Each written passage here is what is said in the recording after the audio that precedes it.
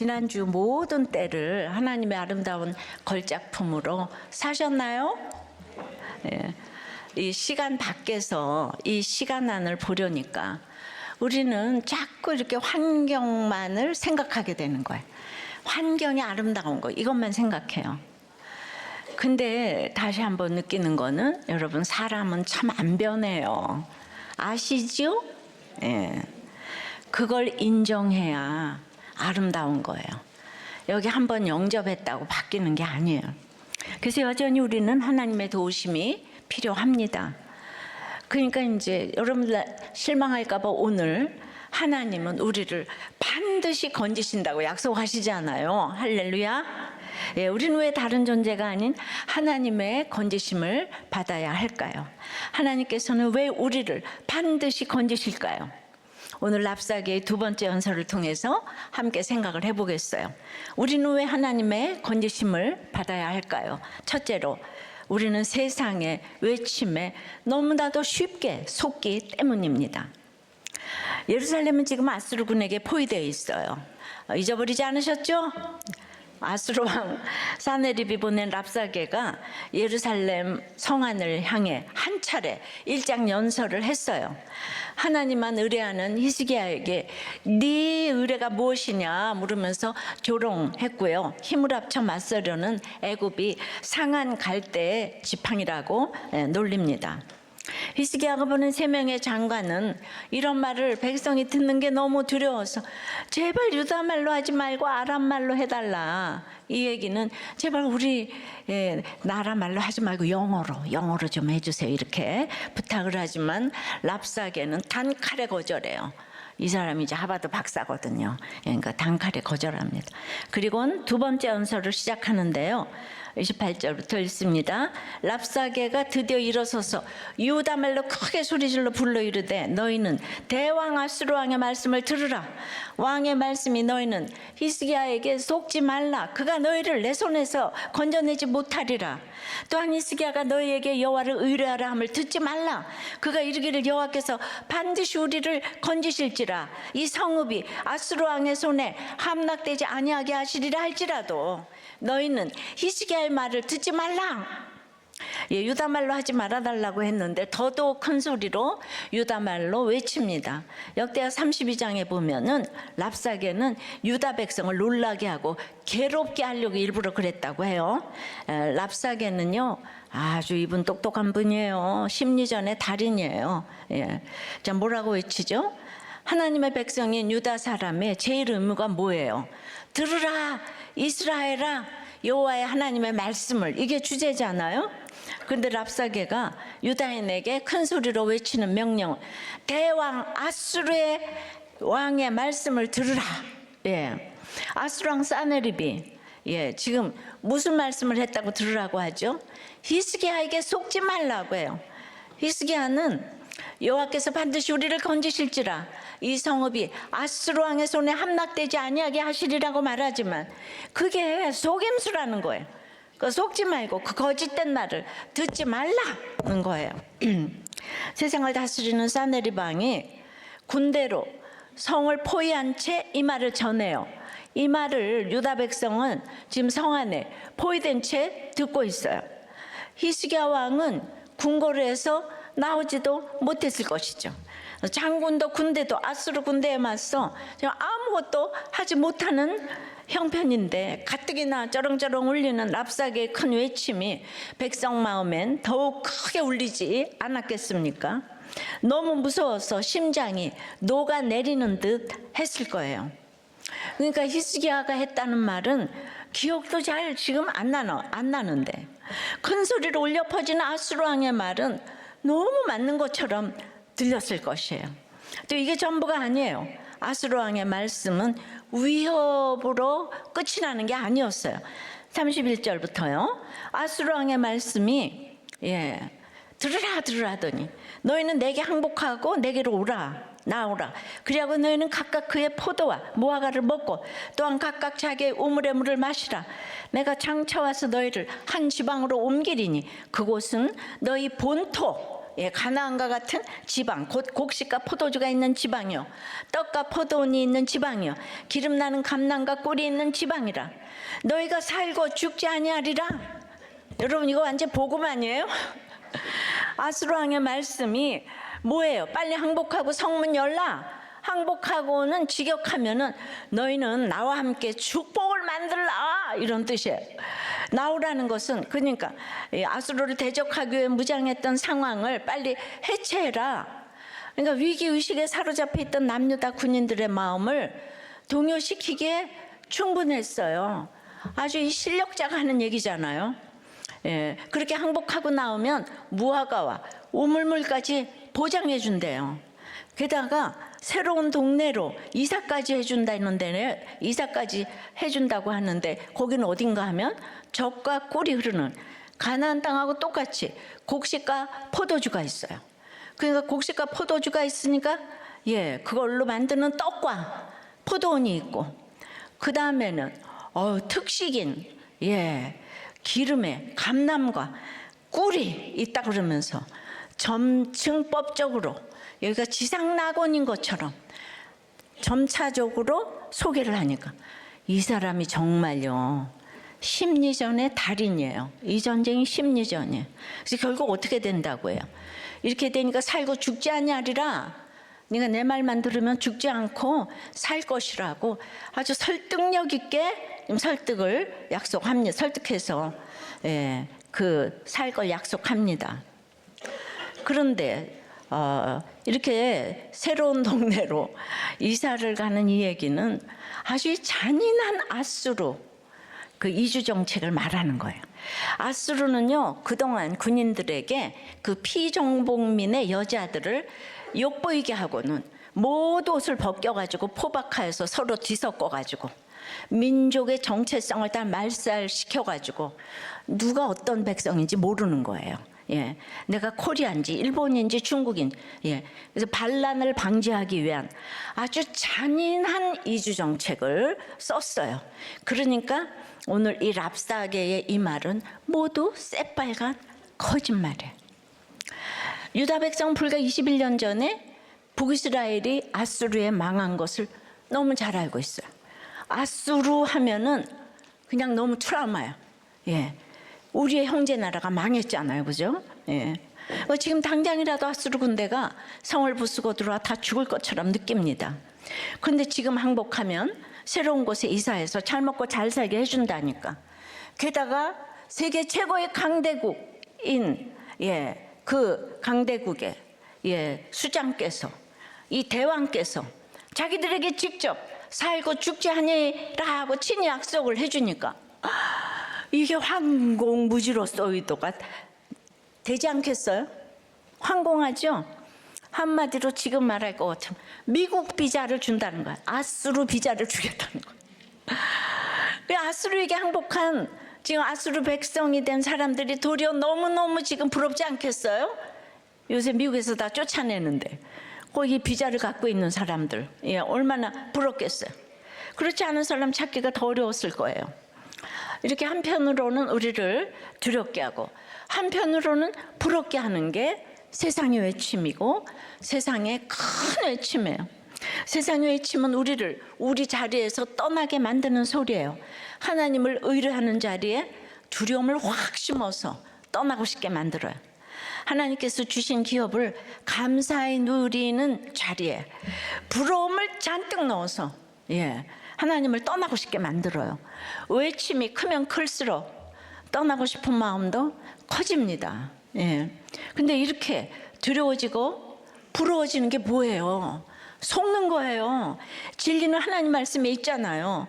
그래서 진리의 말씀을 믿어야 진리 위에 서서 속지 않는 것이죠. 하나님에 속한 자는 진리의 말씀을 듣는 거예요. 근데 말씀보다는 아수르 왕처럼 보암직한 믿음직한 세상의 힘과 지위와 능력이 지금 당장 더 옳은 것처럼 보이는 게 우리의 문제인 거예요. 속기 싫어요. 근데 너무 쉽게 속는 우리의 연약함이고요. 아무리 안 속으려고 애를 써도 아수르 왕처럼 대단한 누군가가 내게 오면 다 속아 넘어가는 것이 우리의 한계예요. 왜죠? 우리가 아수르 왕처럼 되고 싶은 욕심이 너무나도 가득가득하기 때문에, 그득그득하기 때문이에요. 예, 안 그래요? 네. 이처럼 우리가 세상의 외침에 너무나 쉽게 속기 때문에, 엊그저께, 지난주 보면 예수님 당시 유대인들도 지도자들에게 속아서 모두가 한결같이 로마의 반란을 일으킨 이 살인자 바라바를 살리고 예수를 죽이라 외치잖아. 예. 그러니까 이제 이 유대인들의 이 죄가 너무 커서 구속사를 해석한다면 그 유대인들이 그냥 600만 명이 학살을 당해도 아직도 못 믿는다는 거예요, 예수를. 그러니까 이 얘기는 다 망해도 내가 워낙 옛날부터 가진 게 많으면 안 믿는 거예요. 안 믿는 사람들이 이렇게 있는 거예요. 그러니까 예수 믿는 것이 이렇게 어려울 수가 있다는 거예요. 지난 주일 부활절에 많은 분들이 일어나서 영접을 해주셨지만 저는 그날 너무 곤고한 마음으로 예배를 드렸어요. 예. 전주일에 저는 오세아니아를 갖고 와서 너무 힘든 가운데도 이제 그 장례를 2번이나 가서 인도했어야 돼요. 근데 다들 예수 잘 믿으니까 거기 딱 그냥 빌라도 같은 분이 양쪽에 한 명씩 계시더라고. 그래서 이제 그 한 분을 놓고 열심히 전했어요. 그리고 부활절에 오시기를 간절히 권했는데 2분 다 안 오셨어요. 그러니까 예수님은 또 마지막에 빌라도에게 전도했지만 실패했잖아요. 그래서 그 본문이 저게 참 위로가 되더라고요. 그래서 이 곤고한 마음으로 부활절 예배를 드렸더니 은혜는 여러분들이 받으셨어요. 그냥 제가 교만할 수가 없는 거예요. 내가 할 수 있는 게 하나도 없는 거예요. 내가 이렇게 실패를 했더니 주일날은 또 영접하시는 분이 많게 하셨어요. 그러나 씨가 뿌려졌기 때문에 반드시 건져주실 줄을 믿습니다. 꼭 그거예요. 우리는 이 땅에서 처지와 형편이 가난하든 부하든 다른 존재가 아닌 여호와 하나님께 건지심을 받아야 합니다. 왜죠? 여호와께서 우리를 반드시 건지실지라. 하나님께서 틀림없이 이 바라바의 세상 방법이 아닌 로마를 총칼로 물리치는 방법이 아닌 하나님의 방법으로 우리를 반드시 건지실 것이기 때문입니다. 어디로부터 건져요? 너무 쉽게 속는 우리의 악함과 약함으로부터, 아무리 다짐을 해도 또 속임을 당하게 되는 우리의 욕심으로부터 하나님은 우리를 반드시 건지실 것이에요. 누가 이기고 지는 게 아니에요. 이런 모든 사건에서 나의 욕심을 봐야 되고 나의 악함을 봐야 되고 나의 약함을 봐야 되고 나의 교만을 봐야 되는 줄 믿습니다. 반드시 건지시리라. 예외가 없다는 거예요. 무조건이에요. 이거 히브리어로도 굉장히 강한 필연성을 표현하는 거예요. 그 오늘 본문에 건지다가 지금 7번 이상 나와요. 그러니까 난 더 잘 속으니까 건진받을 자격이 없어, 이런 생각을 하실 필요가 없어요. 오히려 더 잘 속을수록, 건진받을 자격이 없을수록 다른 존재가 아닌 하나님의 건지심을 받아야 합니다. 왜죠? 하나님께서 우리를 반드시 건지실 것이기 때문이에요. 우리가 확실히 건짐을 받을 소망의 근거가 오직 하나님께만 있기 때문입니다.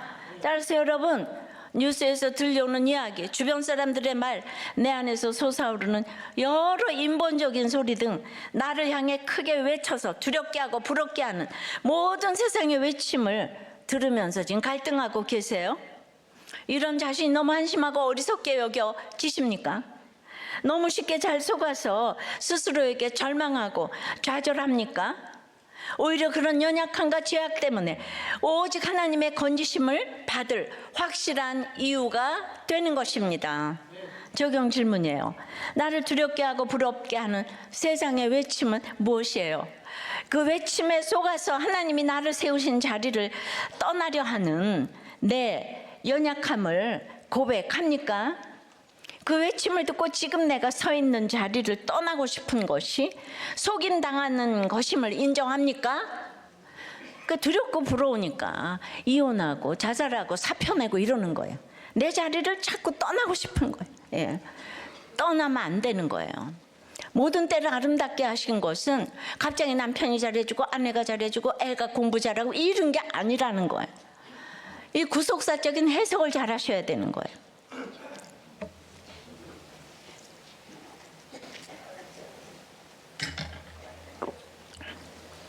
우리는 왜 하나님의 건지심을 받아야 할까요? 첫째는 뭐라고 그랬죠? 우리는 세상의 외침에 너무 쉽게 속기 때문이에요. 왜 속습니까? 속는 이유가 바로 두 번째는 우리는 자꾸 높아지려 하기 때문에. 32절이에요.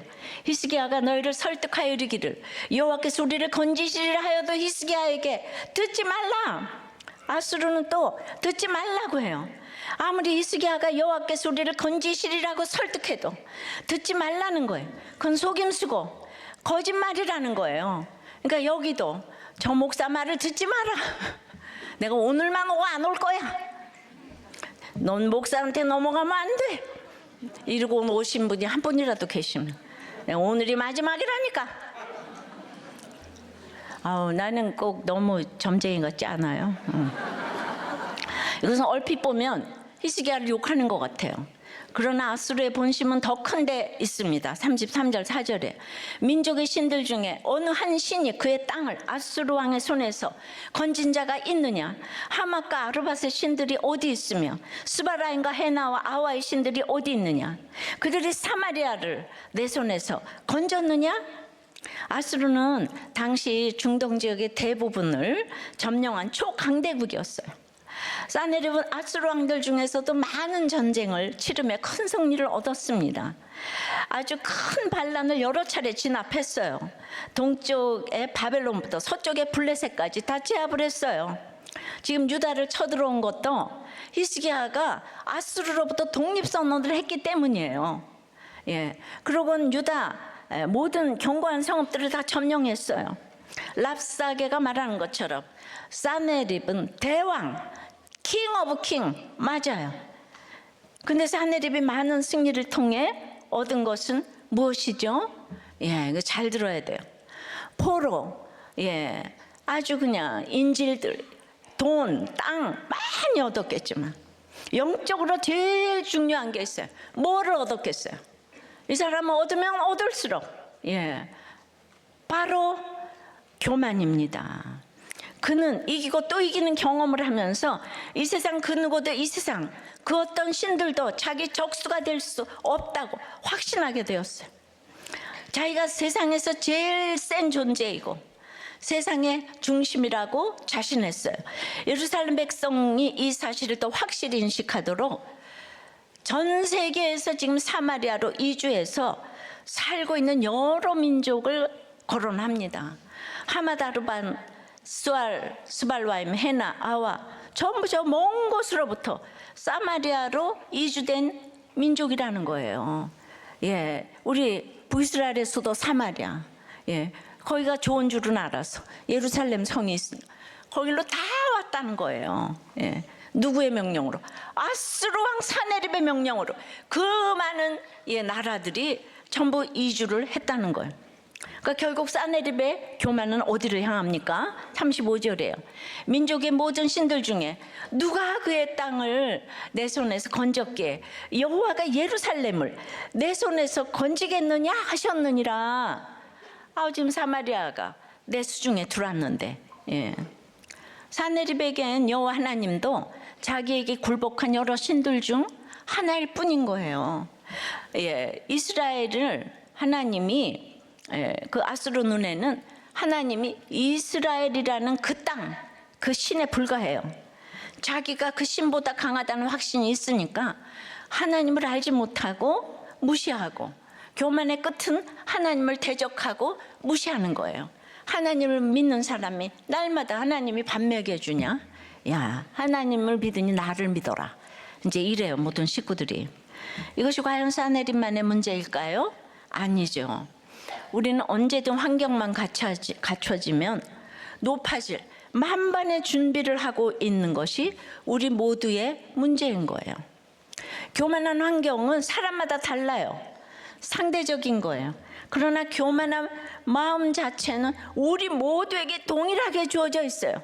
인간의 특징은 교만이에요. 절대적인 거고 본성적인 거예요. 이게 환경에 따라서 이제 그게 커지는 거죠. 근데 교만을 부리고 하나님을 조롱하는 자들의 문제점은 그들 스스로가 무슨 말을 하는지 모른다는 거예요. 교만한 사람이 교만을 알면 얼마나 좋겠어요. 예. 그럼 여러분, 그 교만의 증거가 무엇이겠어요? 교만의 증거가 무엇이겠어요? 여러분들은 교만한 걸 어떻게 알 수가 있겠어요? 예. 교만을 어떻게 하냐 하면 칭찬을 너무나 좋아하는 마음이에요. 좋든 싫든 칭찬에 목이 말라요. 예. 자타로 다른 사람에게 인정받기를 그냥 몸부림치면서 구해요. 예. 그래서 스탠포드 대학 심리학과에서 실험을 했어요.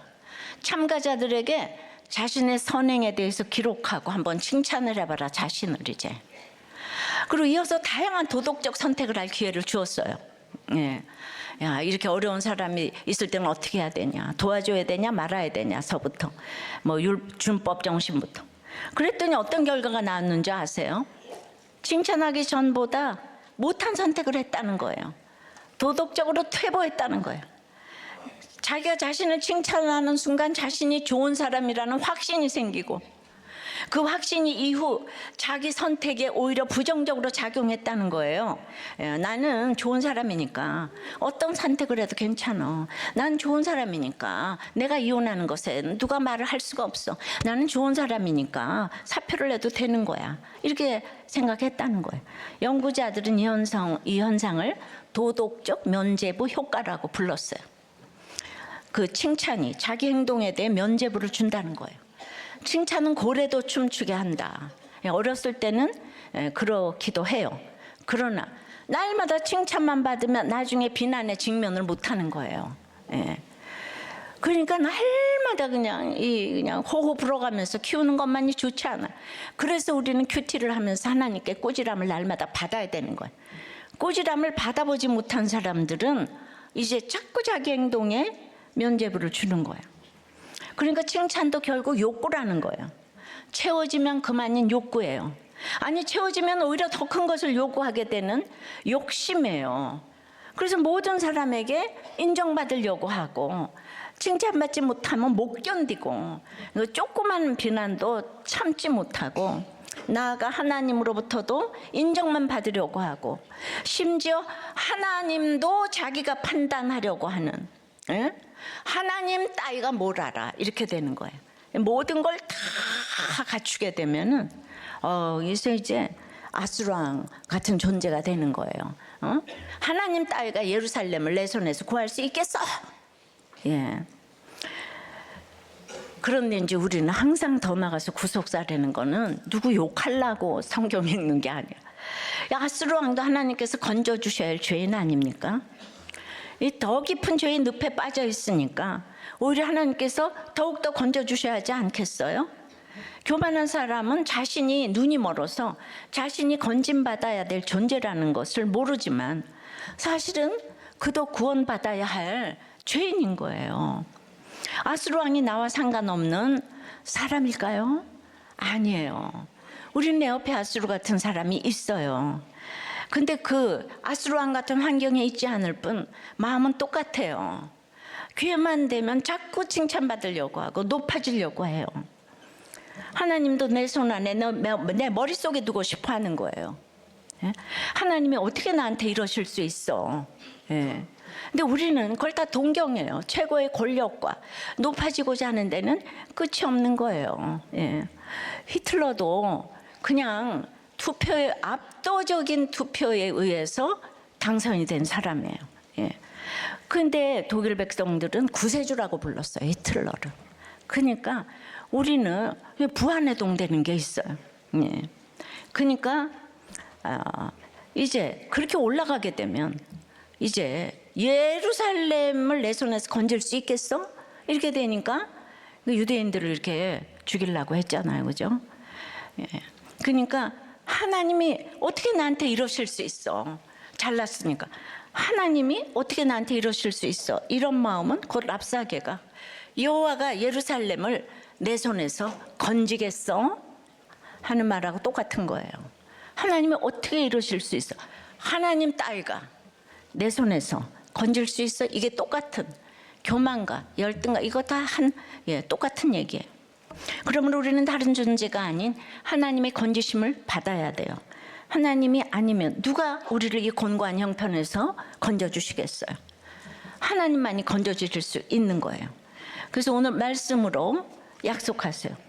여호와께서 반드시 우리를 건지실지라.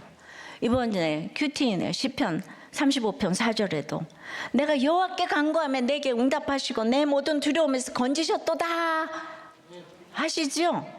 우리를 건지시는 하나님께만 우리 인생에 소망이 있는 줄 믿으시길 바라요. 적용 질문이에요. 이것만은 내 것이라며 내 마음대로 하려는 것은 무엇이에요? 어떤 칭찬받기를 그렇게 좋아하세요? 제일 듣기 싫은 비판은 무엇이에요? 랍사게가 유대인이었죠. 그래가지고 히브리어를 너무 잘하는 거예요. 그런데 아수르의 아람어도 너무 잘하는 거예요. 영어도 잘하고 한국말도 잘하고. 그때 유대를 배반해서 지금 유대에게 총불을 겨누고 있잖아요, 그죠? 처음에는 안 그랬을 거예요. 그 사람은 정말 믿음의 대상이 아닌 거예요.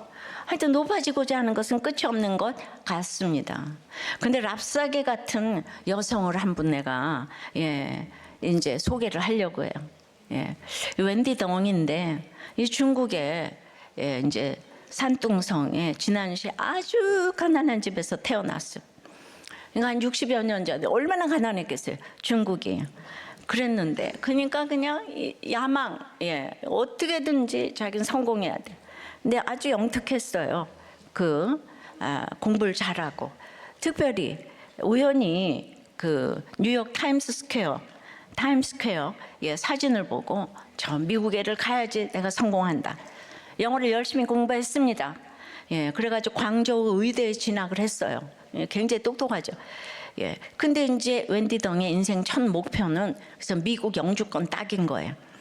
근데 당시 중국에서 유니세프 이사로 있었던 냉장고를 만드는 사장인 미국인 제이크와 조이스 부부에게 이제 통역으로 신임을 얻고 그 부부의 특별히 아내에게 영어를 배웠어요.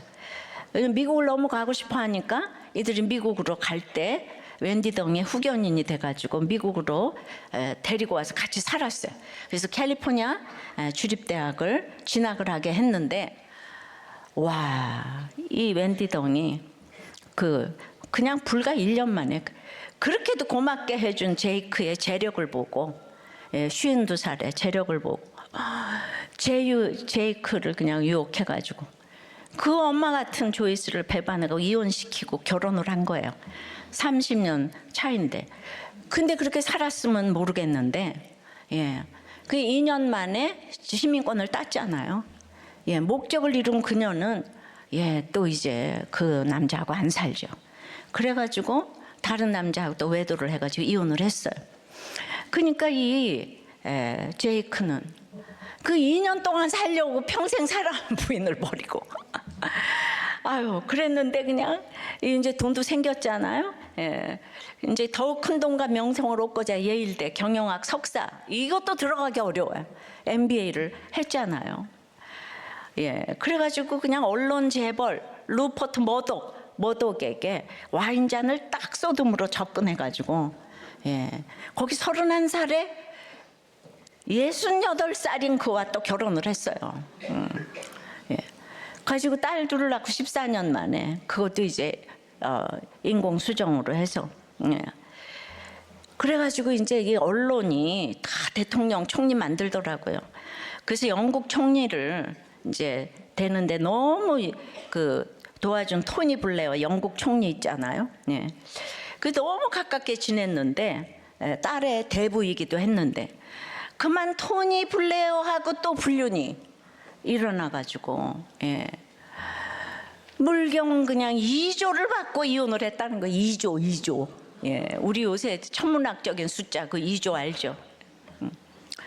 그 다음에 자유의 몸이 돼가지고 그 이후에 러시아의 푸틴과도 연문을 일으켰고 그냥 미국, 영국, 러시아 그냥 재벌 총리 수상 등과 주로 이렇게 돈과 명성을 거머쥐고 이제는 자유의 몸이 됐잖아요.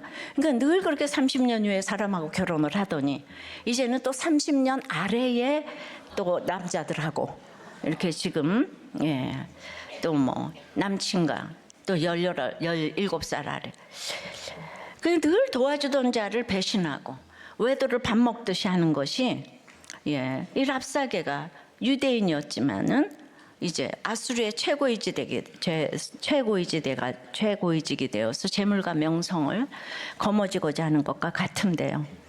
이 웬디 동도 중국 사람이 영어를 너무 잘하니까 전 세계 지도자들을 마음대로 지금 배신하고 주무르잖아요. 스파이라는 말도 들었지만은 특히 옥스퍼드 출신인 언론 고물 머독이 넘어갔을 때는 그냥과 세상적으로 얼마나 대단한지 몰라요. 그런데 이 대단한 세계적인 지도자들의 가정을 모조리 깼잖아요. 그러니까 지도자들도 그녀도 아무리 학벌과 있어도 도덕성이 얼마나 낮은지를 보여주잖아요. 높아지고자 하는 건 끝이 없는 거예요. 다 속이잖아요. 속이는데 다 넘어가잖아요. 그래서 남자들은 왜 그럴까요? 2년 살고 배반을 당했는데 그냥 그지 왜 그러는가 하면은 그러니까 우리가 생각을 해봐야 될 게 웬디 동이 그렇게 이쁘지 않아요. 그런데 너무 중국어를 잘하고 머독의 중국인 출장 때마다 가면은 입에 혀처럼 잘하는 거예요. 영어도 잘하고 경제학도 잘하고. 그러니까 첫 번째 그 제이크 거기에서도 중국어를 잘해가지고 그냥 이 웬디 동이 없으면은 이게 안 될 것 같은 거예요. 전부 다. 그리고 그때는 그냥 몸을 날려가지고 그 머독이 청문회를 하는데 누가 파일을 탁 집어던지면서 머독을 공격하려고 할 때 그 또 이제 웬디 동이 청소년 때 배구 선수를 했대요. 그래가지고 몸을요 그 1초 2초 사이에 확 날려가지고 강 스파이크를 날려가지고 그래가지고 또 그 충심을 인정받아가지고 위자료를 2조나 받았잖아. 그러니까 그럴 때는 그냥 이 밑에 부하들이 그냥 사장을 위해서 가진 충성을 다할 때는 우리는 딴 생각을 못해. 그러니까 이쁘기보다는 이 세상에 무서운 게 오피스 와이프인 거예요. 하루 종일 보고 있는데 그 사람이 아니면은 일이 안 되는 거야. 병원 수입도 그 사람이 다 올려줘. 회사 수입도 그 사람이 다 올려줘. 그러니까 이 모든 지도자들, 토니 블레어, 그냥 그분이 유니세프 이사였잖아요. 첫 번째. 그러니까 여러분들 누구도 예외가 없다는 거를 아시겠죠? 그러니까 이 도덕성이 없으니까 그렇게 하고는 또 막 지금 젊은 남자들하고 놀고 가책이 없는 거예요. 그녀가 악녀인지 성공한 자인지 여러분 한번 나눠보세요. 이게 부러운지 말이 안 되는지. 부럽다 손 들어봐. 사실은 그 환경에 안 가서 그렇지. 그럴 수만 있다면. 그러니까 우리가 그렇게 죽자사자 지금 공부시키는 거잖아요. 저 신분 세탁해 보려고, 스탠포드 좀 보내보려고, 어디 또 좀 보내보려고, 예일대 보내보려고. 여러분들의 인생의 목적이 그거 아니에요? 그렇죠? 우리 아들, 딸 공부 잘해서 나 좀 노보장 잘해주기를. 그렇죠? 얼굴이 지금 막 침을 흘리면서 들으시잖아요.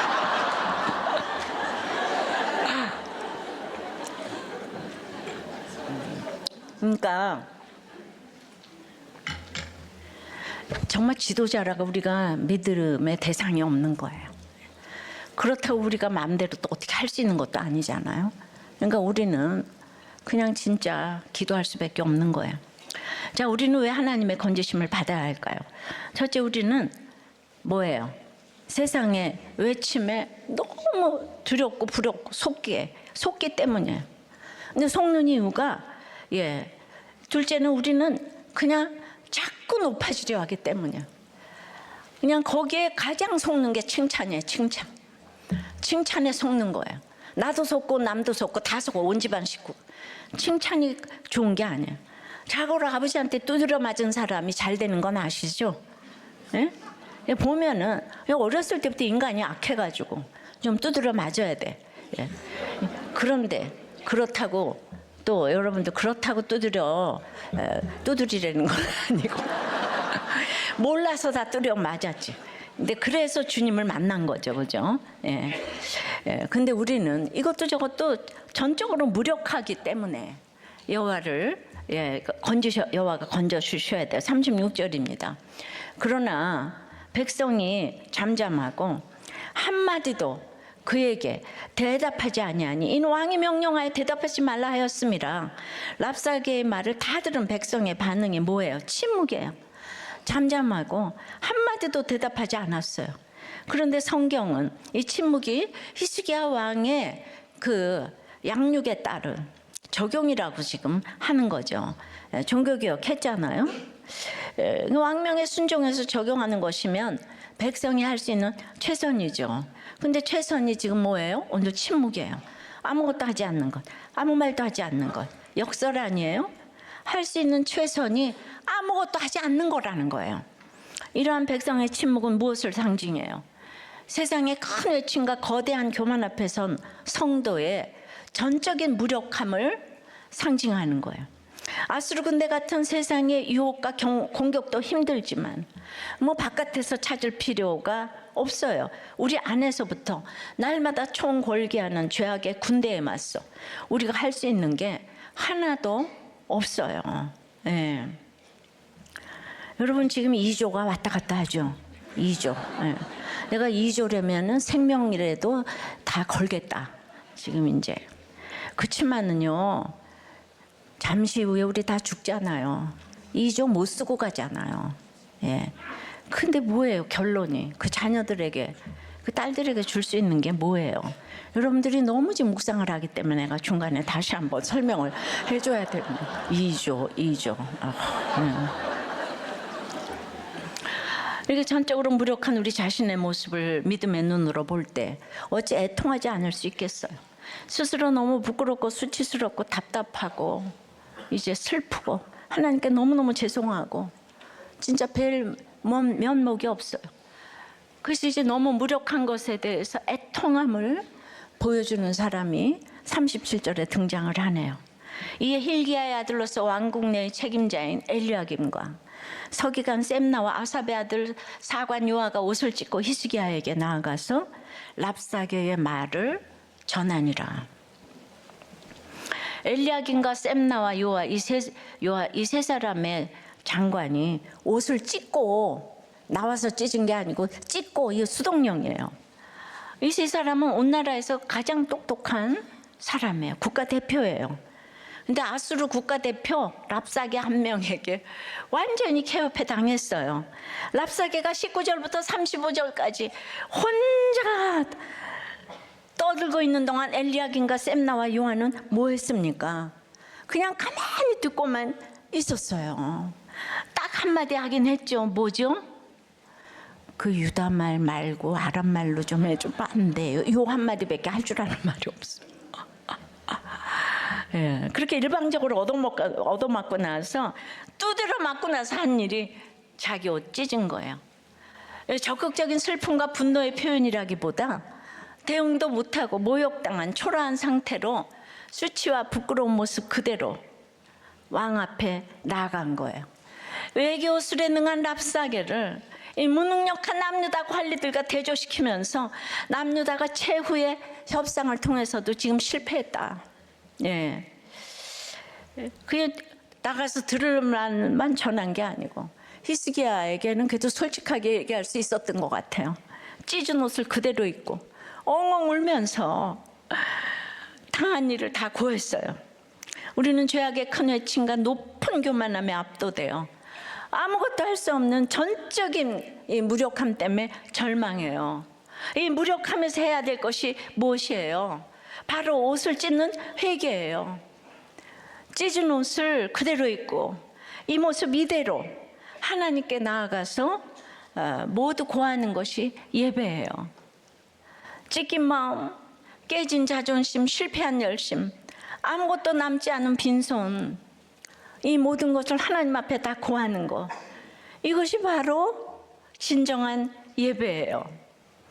지금 전적인 무력함 때문에 너무 힘드세요? 모든 것을 다 그만두고 떠나고 싶습니까? 우리는 모든 때를 아름답게 했다고 그러지만은 달라지지 않는 자녀 때문에 너무 위축이 되고, 애들 학부형 모임에 가서도 다른 애들은 다 잘하는데 내가 아무리 믿음이 있어도 위축이 되는 거예요. 예. 내 남편이 실직 상태에 있으면 위축이 되는 거예요. 예, 우리 식구의 아픈 거는 이거는 끝날까지 나을 것 같지도 않아요. 그래서 여러분들이 너무 무력해요. 예. 근데 그런 거를 당하는 거, 예, 그 인생의 바로 바닥이 이제 하나님 찾을 시간인 거예요. 다 잘난 사람들이 뭐 하나님 왜 찾겠어요? 랍사게가 왜 찾겠어요? 예, 변절자인데 나가서 너무너무 잘 되고 있는데, 예. 그러니까 그렇게 내가 맨날 위축되는 그 마음을 하나님께 고해야 되는 거예요. 나는 하나님의 자녀인데 왜 세상 사람들을 보면 이렇게 위축이 되죠? 예. 여기는 내가 올 자리가 아닌 것 같아요. 이렇게 생각할 수 있죠? 여러분, 예, 예수님을 죽인 사람이 산헤드린 공회원, 대제사장, 바리새인, 율법사, 서기관들, 그 당시에 로타리 클럽 회원들이에요. 예, 그 사람들이 다 모여서 예수님을 죽여라, 죽여라. 백성들은 근데 거기에 다 붙었어요, 그죠? 그래서 다 같이 그냥 지도자들이 오라 보여서 주님은 빌라도 전도도 실패했고, 예, 마지막에 두 강도하고 같이 갔어.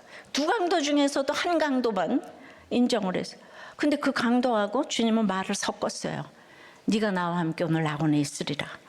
예, 그런 사람하고 얘기해줘요. 예, 그러니까 우리가 마지막까지 이렇게 그 힘든 사람들을 찾아가야 되겠는데, 여러분들은 예수를 믿으면서도 날마다 위축이 돼. 세상을 보고 위축이 돼. 절망이 돼. 세상과 자꾸 비교를 해. 예. 그 지금까지 살았던 내 모습을 회개하고, 예, 날마다 예배를 왜 오냐 하면은 이번 주일도 내가 위축됐던 내 모습을 하나님께 고해야 되는 거예요. 예, 그래서 하나님의 건지심을 받을 시간인 거예요. 우리의 무력함은 멸망할 이유가 아닌 거예요. 우리가 들어야 할 말은 세상의 큰 애침이 아니에요. 우리가 보아야 할 것은 세상의 교만함이 아니에요. 우리가 나아가야 할 곳은 세상이 약속하는 헛된 행복이 아니에요. 우리가 들어야 할 말은 하나님의 말씀이고, 우리가 보아야 할 것은 나와 같은 지체들이 모인 예배의 자리예요. 우리가 나아가야 할 곳은 두 팔 벌려 우리를 기다리고 계시는 예수님의 품인 거예요. 그런데 이 세상에 살면서 이걸 어떻게 겪겠어요? 하나님은 우리가 완전해서가 아니라 우리가 전적으로 무력하기 때문에 건지시는 거예요. 우리 모두 하나님께서 반드시 건지실 인생인 줄 믿습니다. 주님의 건지심을 받아서 오늘 시편 말씀처럼 여호와는 위대하시다, 찬송을 외친 우리 모두가 되기를 축복합니다. 그냥 여호와는 위대하고 지혜가 총명이 많고 그래서 하나님이 그냥 나를 복을 주실 거야, 이렇게 하면은 그냥 세상 외침과 다를 게 없어요. 이렇게 말씀을 보면서 나를 직면해야 되는 거예요. 내가 얼마나 세상을 좋아하고 있는가, 이걸 회개를 해야지. 기도만 하면 다 떨어져 승진이 되고 다 붙고, 이거는 잠시 후에 이제 절망에서 벗어날 수가 없는 거예요. 히스기야가 산당 예배를 처음으로 철폐했어요. 그 개혁을 했어요. 그랬더니 와서 랍사게가 이렇게 조롱을 해요. 그러나 개혁을 해서 구속사의 말씀이 이 백성들에게 들려졌기 때문에 그래도 침묵을 하고 하나님 앞에서 옷을 찢을 수 있는 거예요. 그 가랑비에 옷 젖듯이 기복에서 팔복으로를 날마다 듣다 보니까 그래도 입 다물라 하니까 입 다물고 눈물로 내 모습 이대로 인정할 수 있는 거죠. 하나님 이번 주일에도 또 위축이 됐어요. 이번 주일에도 내가 이 시간 안에 있는 유리병 속에서 지옥을 살았어. 이 시간 밖에서 이걸 해석하지 못해요. 그게 날마다 와야 돼요. 그렇게 큰 소리로 외치고 높은 마음 품다가 아수르처럼 하루아침에 멸망하지 말고 지금이라도 돌이켜서 회개해라. 회개하고 내게 돌아와라. 내게 담아라고 내게 그 모습 그대로 다 보이라는 하나님의 간절한 사랑의 외침인 거예요. 오늘 여러분들이 죽을 이유가 하나도 없어요. 왜? 이 세상이 짧기 때문에. 2조를 가져도 못 쓰고 죽어. 예. 뭐냐, 그 죽을 때까지 먹어도 그냥 뭐 1억도 못 먹어. 예. 예, 정말 뭐 1000불도 뭐 10,000불도 못 먹어. 근데 이렇게 다 욕심을 가져요. 그걸 왜 가지고? 그 자녀들에게 그게 가는 게 축복이 아니잖아요. 그죠? 내가 올바르게 살아야지. 올바르게 맨날 남의 집, 남의 와이프 빼앗고, 예, 그냥 남의 남편 빼앗고, 모든 거 속이고, 예, 예. 그러니까 이제 남자도 문제지만 오늘 웬디동 보니까 여자는 더 무섭네요, 그죠? 예. 속아 넘어가는 남자도 참 문제지만 속이는 여자는 더 문제인 것 같아요. 예, 그러지요? 네. 적용 질문이에요. 내 무능함을 인정합니까? 숨기려 합니까? 무력해서 하나님으로부터 다 멀어지려 하지는 않습니까? 전적인 무력함이 오히려 회개하고 하나님께 돌아가야 할 이유임이 믿어집니까? 예. 반드시 우리를 건져주실 하나님을 신뢰하기에 신앙 고백으로 드린 헌금을 받아 주시옵소서. 하늘문을 여시고 창고에 쌓을 곳이 없도록 부어 주시옵소서. 하나님께는 드릴 것만 있고 사람에게는 줄 것만 있도록 저희들의 사업과 회사와 공부와 아이디어와 프로젝트와 이 생명의 잉태와 건강과 물질과 이 관계와 목장에 기름을 부어 주시옵소서. 예수 그리스도 이름으로 기도드리옵나이다. 아멘.